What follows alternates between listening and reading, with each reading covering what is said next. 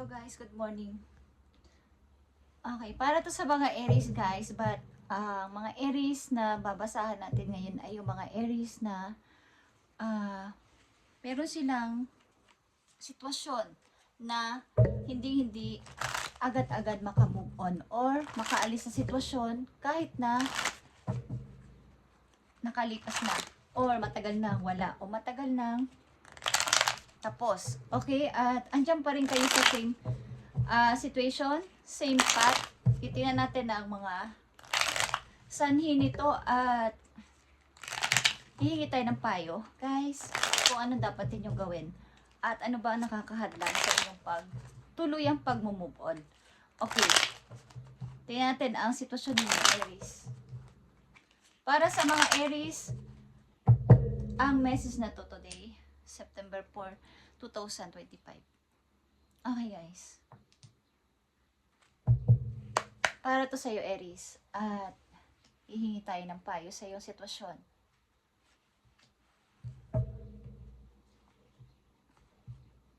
Okay. Isa sa mga dahilan dito ay nawalan kayo talaga ng mahal sa buhay. As in, pumanaw. Isa itong tragic endings.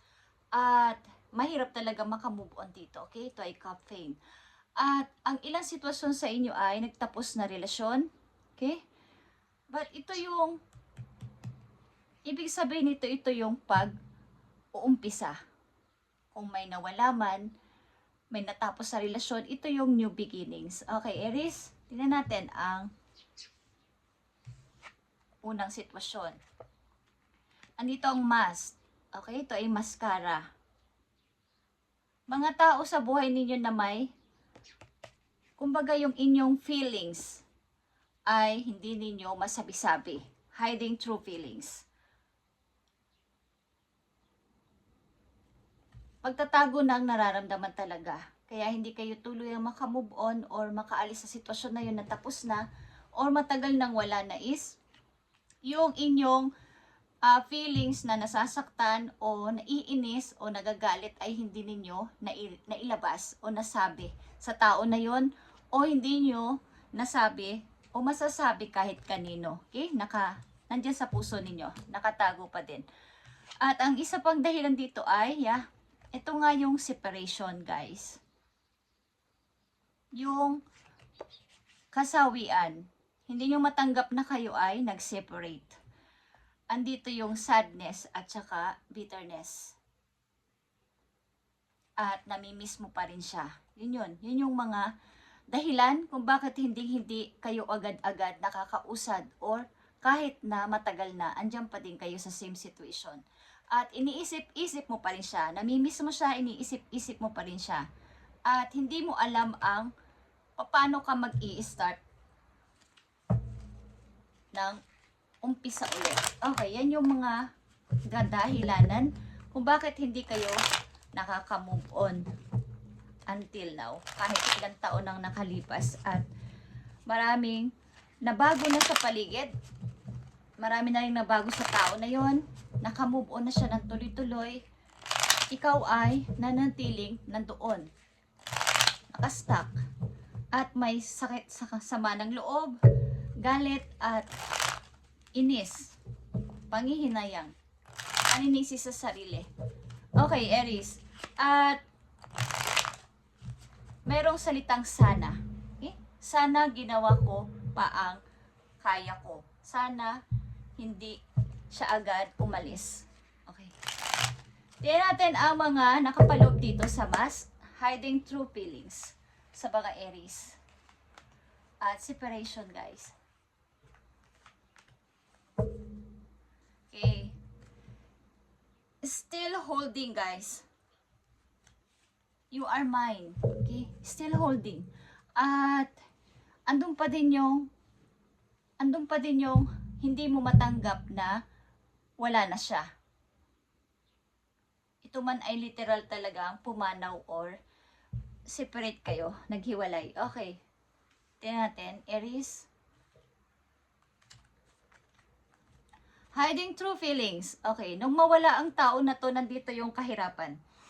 Andito yung kawalan ng pag-asa, lalo na yung sa ah, paghahanap ulit ng mapagkakakitaan. Saan ba ako pupunta?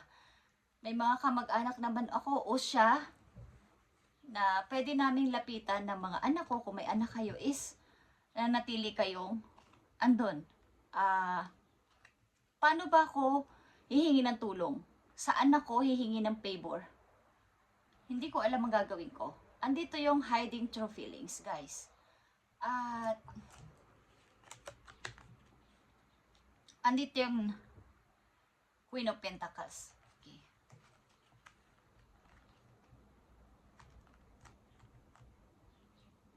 Sa kabila nito is kayo ay parang alam niyo yung nawalan kayo ng walang-wala. Yung ilan sa inyo ay nawalan ng taong mahal at naiwan mag-isa. Walang natira sa inyong mga anak or wala kayo anak ng person na to or wala sila sa tabi ninyo nung nawala ang person na to. So, andito yung kalungkutan behind the scene sa mga taong nakakakilala sa inyo. Hindi nila alam yun. Okay guys, andun yung pag-hide sa totoong feelings ninyo. At dala-dala nyo until now. Okay guys, yung hindi pagsasabi ng nararamdaman, yung sakit sa inyong heart. Okay, separation is here. Sadness. Missing you. Thinking about you. Okay, andito ang Page of Wands. I-message ko kaya siya. Okay? Hihintayin ko pa ba siya? Andito yung pagka-miss mo sa tao na yon, paghihintay pa rin sa tao na yon, Aries. At isa pa, the Emperor, yung energy. Ang bagal mong mag-decide. Kapag as a Emperor, dapat ikaw ay nandiyan para ikaw yung taga-decide. Ikaw yung taga-mando. Or ikaw yung nagdidesisyon sa lahat ng dapat mo sa sarili mo. Kaya lang, this time, dahil nga andito yung sadness, bitterness, at namimiss mo ang tao na to is, mayroong mga pumipigil sa'yo para ikaw ay makagawa ulit ng mga bago sa buhay mo, Aries. At yan ang napaka hirap sa iyong naranasan sa ngayon. Okay. Sa mga Aries na nandito sa reading, about ito sa inyong mabagal at hindi talaga makamove on o makaalis sa sitwasyon na luma. Bagamat ito ay tapos na o wala na. But gusto nyo naman, gusto ng inyong gusto ng inyong isip, kaya lang ayaw gumalaw ng inyong katawan at nakukontra natin ang isip ninyo. Okay, tingnan natin Aries, ang mga message po you about sa sitwasyon na to. Anditong ending guys, ending a new cycle begins. Kung may ending nga, katulad ng sinabi ko kanina is new cycle is begin sa inyo guys. At titingnan natin ang new cycle na yan para sa mga Aries. May nagbabadyang new cycle talaga sa buhay ninyo. Kaya dapat ito ay inyo. Maging aware kayo at tumingin na sa kabilang side. Kumbaga, hindi naman pwedeng kalimutan yung nakaraan dahil yun ay napakahalaga at mahalaga sa inyo ang tao na yun. Ang sitwasyon na yun yun ay mahalaga sa isang tao. Kaya lang ay, kung wala na talaga at tapos na, is dapat na magsimula na a new cycle. Okay. End na kasi yun. Okay, ano ang nakapalob sa ending para sa mga Aries? September 4, 2025. Ending.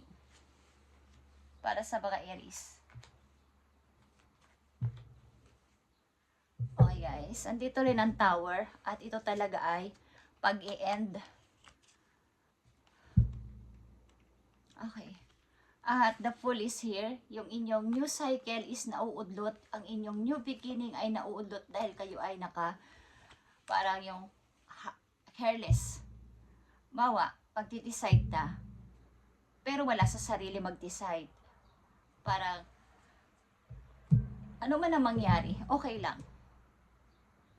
Walang motivation na tuloy-tuloy. Okay. Urong sulong. Tingnan natin Aries ang ending.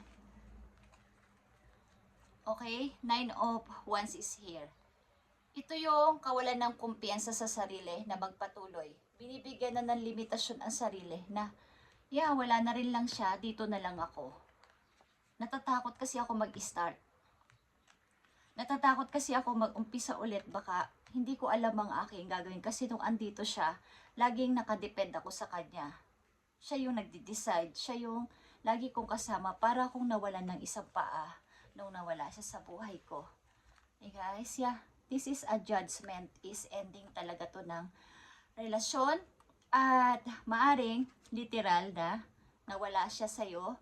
Guys, okay Aries, kinuha na siya ni Lord. At ito yung time para magsimula ng new cycle sa buhay mo at lumingon ka na sa pintuan na bago para buksan yun.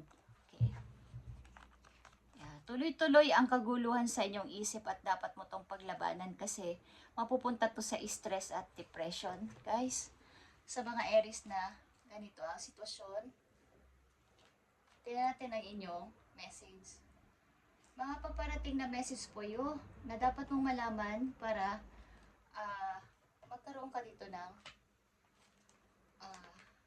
idea. Okay? Tingnan muna natin ang payo sa inyo guys.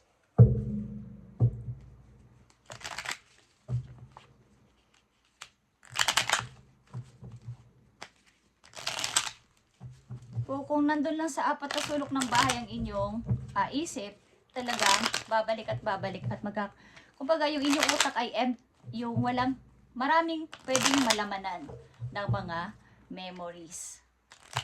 Nakaraang memories, nakaraang saya, sakit, or what is.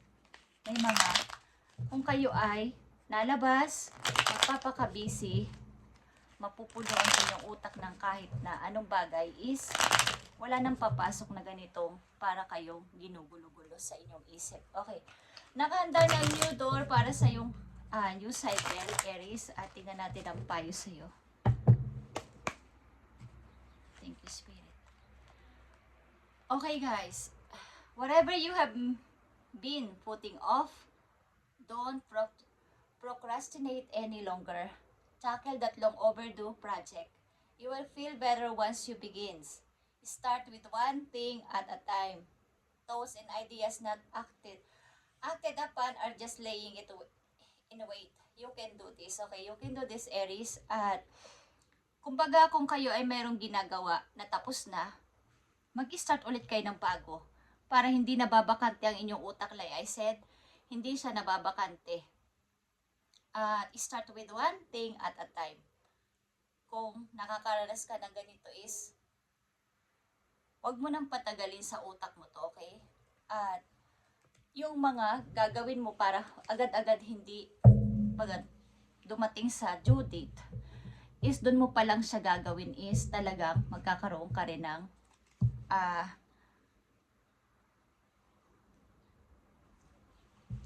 magkakaroon ka pa ng mga alalahanin bukod dito sa mga dati mong naaalala. And when the door doesn't open, dito sa sitwasyon na to, kung kayo ay tapos sa relasyon ng tao na to, is don't waste your energy trying to make it open. Katulad ng sinabi ko kayo na, bagong door is naghihintay sa'yo, ikaw lang ang may hawak ng, kumbaga, hawak mo na yung susi at bubuksan mo na lang para sa iyong new beginning. It's closed for a reason. Nag-close ang relasyon na yon, natapos ang relasyon na yon for a reason. You are being redirected to something far bigger and better kasi, Aries. Endings are part of the cycle of life. Ending is a part of the cycle of life. Aries, so ito ay nakapalob sa iyong message at they will wait for wonderful new beginnings and opportunities. Okay. Marami kasi naghihintay at parang naghihintay na sa'yo ang mga magagandang nangyayari. At lahat ng nangyayari na to, natapos man to literal o natapos na sa relasyon ninyo is may reason kasi si God. Okay? may reason. Tingnan natin itong inyong healing energy, Aries. Para sa mga Aries, sa ganito ang sitwasyon, guys, pakinggan nyo ang message na to at kumuha kayo ng konting percent kung gusto nyo lang para magkaroon kayo ng kaliwanagan at magpatuloy sa buhay. Tingnan natin ang yung healing energy. Thank you, Spirit. Okay, andito ang success, Aries, at ito ay I grow and thrive in the universe. I discover the purity of my heart and the higher wisdom that guides me toward victory. I direct my thoughts toward clarity and nurture wisdom, love and goodness within me. I am free now and succeed in my life. Okay, ibig sabihin nito, mag-direct kayo sa isipin at kaliwanagan na tama na to. Tama na yung pag-ista ko dito. Tama na yung pagmumuni-muni ko dito. May mga naghihintay pa sa akin maganda in the near future. At may mga tao ding nagmamahal sa akin na naghihintay na pansinin ko sila. Okay? At tingnan natin ang paparating na message po you. Para ito sa mga Aries. Paparating na message, maring bukas, ngayon na, or sa mga darating na araw, guys. Bigay mo ang tamang message sa mga Aries. Paparating na message sa kanila, ito man ay, ano man ang ibigay mong message sa kanila ay, maging kapakipakinabang sa mga Aries. Okay, para to sa mga Aries na nandito sa reading, bigyan mo sila ng kaliwanagan at bigyan mo sila ng magandang message today, September 4, 2025. Para to sa mga Aries. Thank you, Spirit. Okay. Para to sa mga Aries, at bigyan mo sila ng magandang message.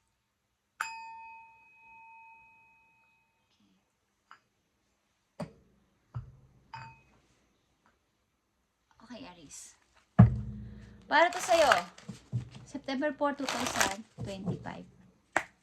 I need 3 messages for Aries. Thank you. Nakikita nyo ang 3 of Swords.